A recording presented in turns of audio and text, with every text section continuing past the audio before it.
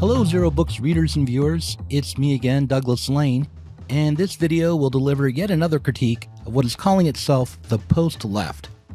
Or if that's too broad a category, then it is a critique of Michael Lind and his idea that a managerial elite is dominating society. Along the way, I'll explain how the history of secularization led to Marx's critique of political economy, why the notion of social class or caste must be considered separately from the idea of class as it relates to capitalist production, and I'll take an excerpt from Ben Burgis' upcoming book, Canceling Comedians as the World Burns, an effort to demonstrate that it's possible to oppose the progressive or left liberal wing of capitalism without becoming a neoconservative with a Marxist aesthetic.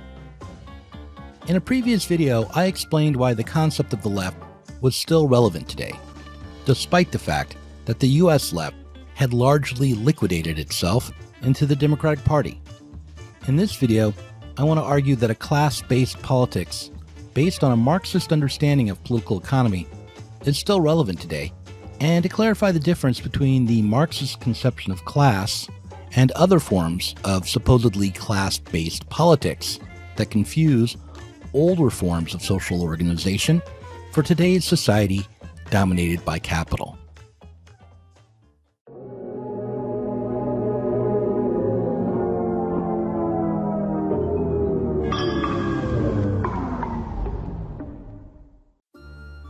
The political difference between the old feudal systems of social organization and bourgeois society might best be understood as the difference between autocracy and democracy.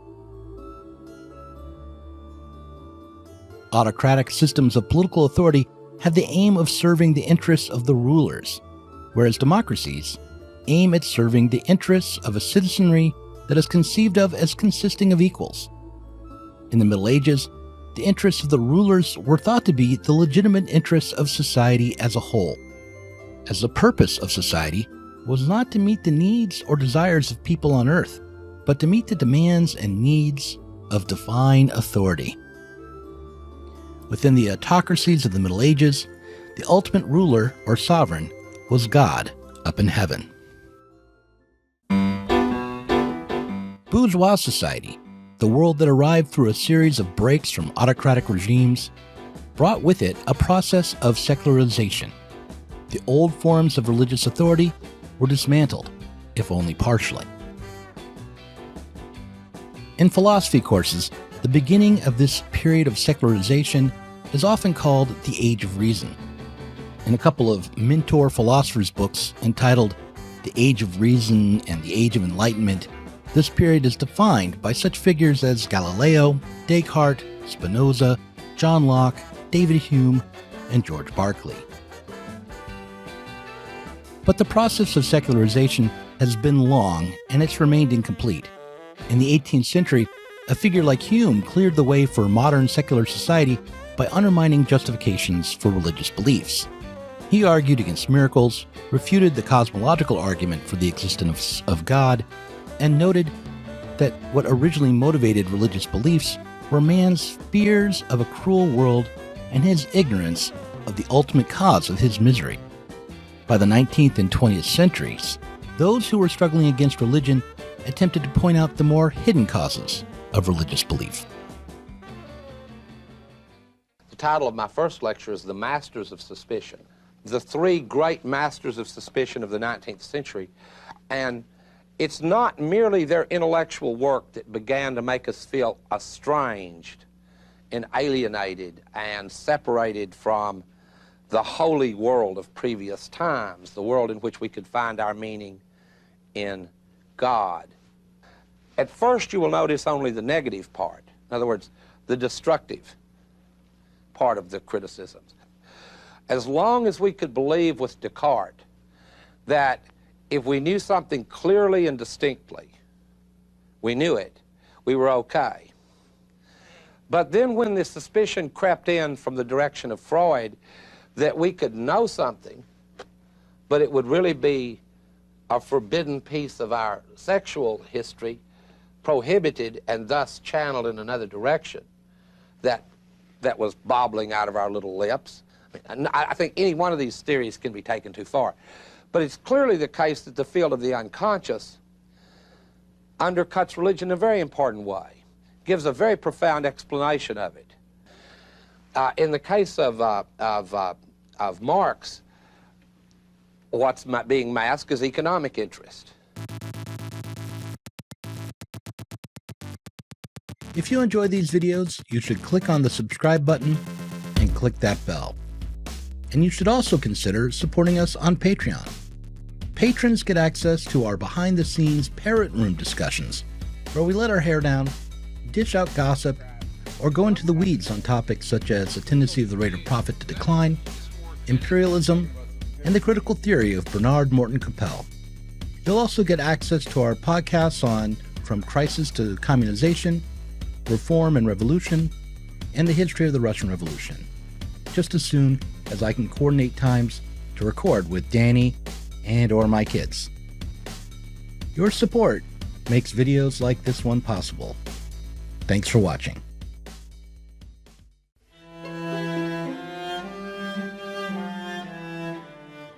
In the Mentor Philosophers series, these masters of suspicion are examined in a book entitled The Age of Ideology. And that book begins with Kant, because the difference between the ages, between the age of reason and the age of ideology, can be found by examining the difference between two Copernican revolutions. The Copernican revolution that Galileo championed shifted our understanding of the outside universe, whereas in the late 18th century, Kant's version of the Copernican revolution shifted our understanding of our own minds. Rather than our understanding, our perceptions being shaped by objects outside of us, the world as it appears is shaped by our mental character. Kant produced a critique of pure reason, a critique of the idea that there was an objective rationality that was common to all rational animals.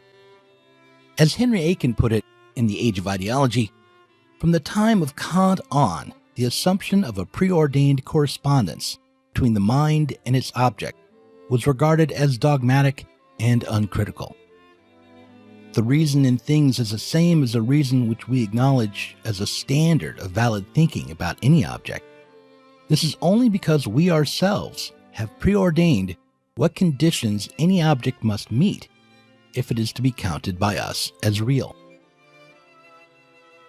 By the middle of the 19th century, our own participation in the construction of reality had taken yet another turn, a turn back to objectivity that was nonetheless not a reversion or a simple reversal.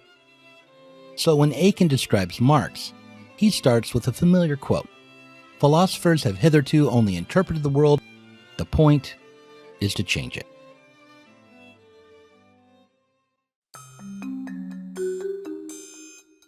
If we take a post-Kantian view, then we can see that what Marx is saying is that philosophers, including Kant, Hegel, and their followers, have only tried to interpret and explain the subjective categories of understanding that are necessary for the world as it is to appear.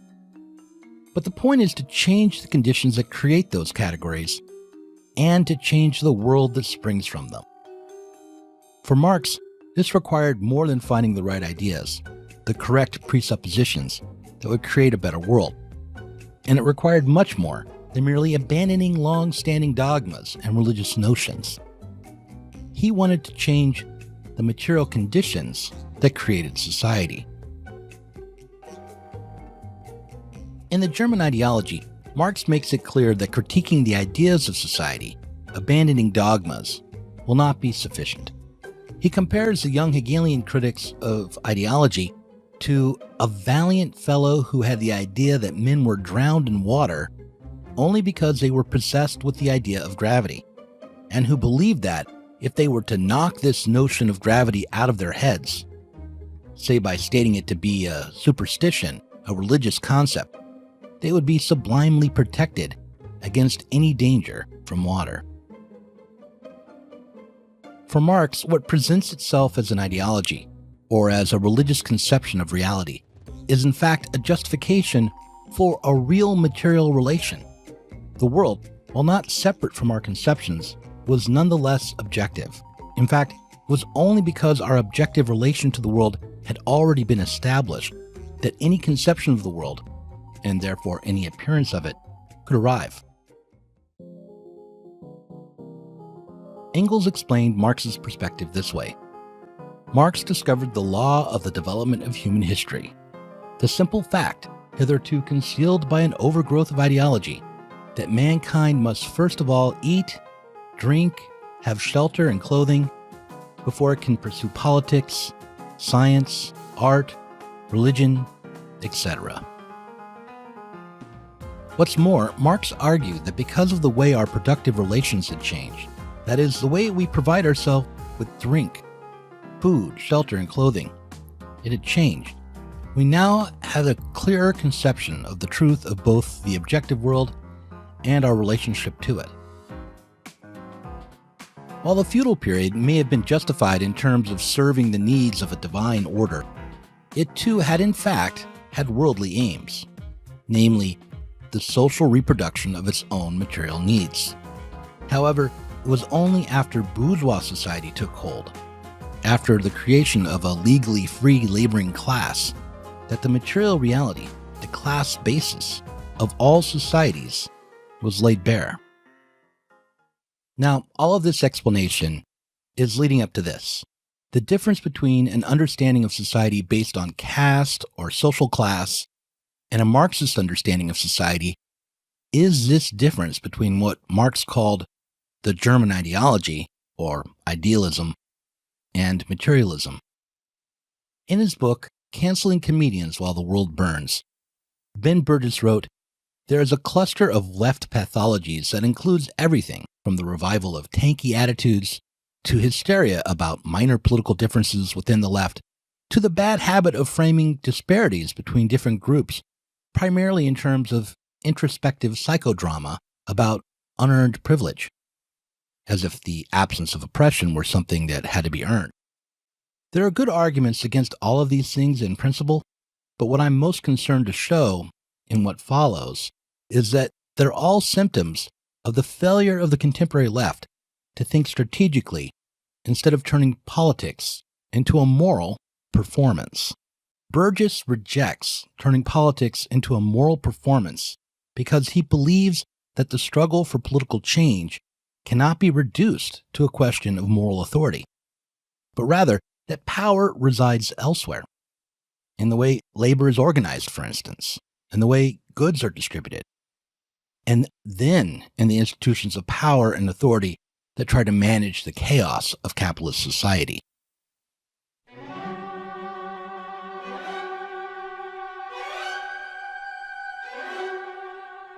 The assumptions of those who point to social class distinctions or caste distinctions in an effort to explain political or economic reality is different.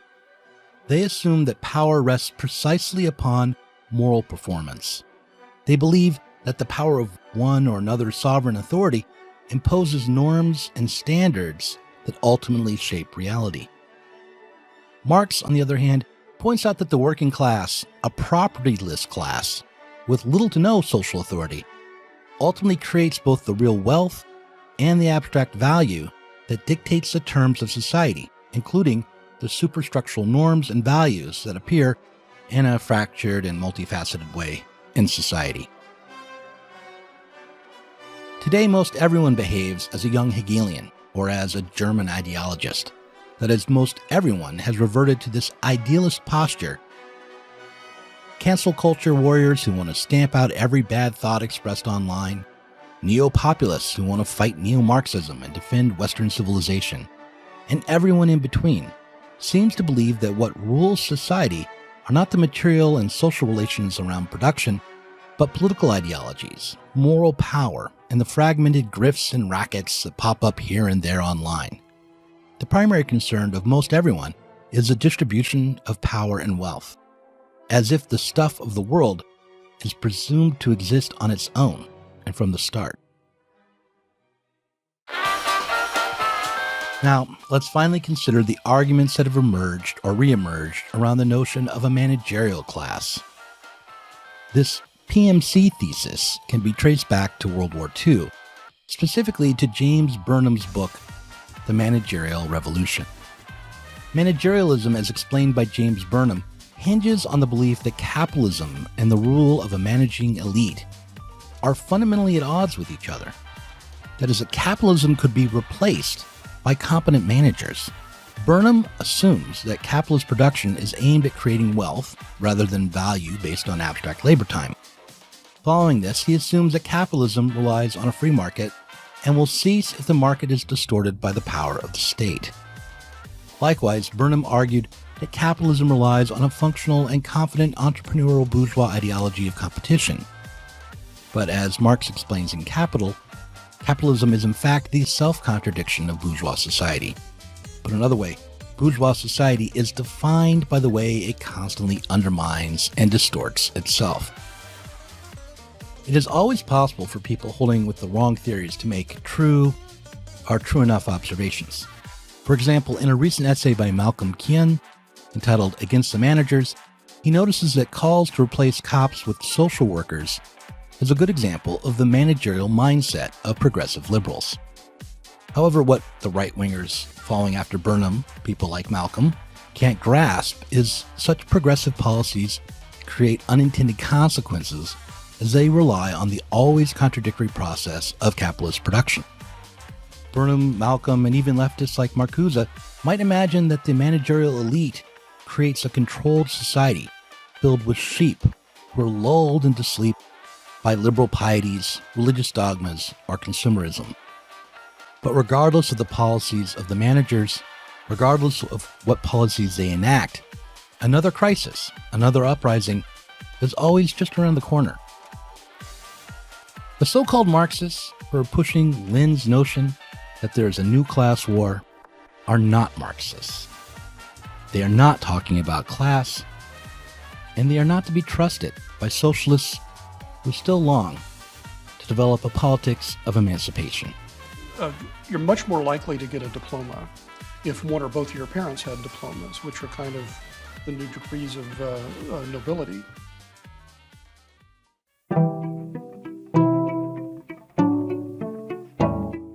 Thanks for watching this Zero Books video. If you enjoyed it, subscribe to this channel and click on the notifications bell so that you'll be alerted whenever we release a new video. You should also consider supporting us on Patreon. Our patrons get access to our Inside Zero Books podcast every week and can get access to the Zero Books Book Club and help us to continue making online content from the left.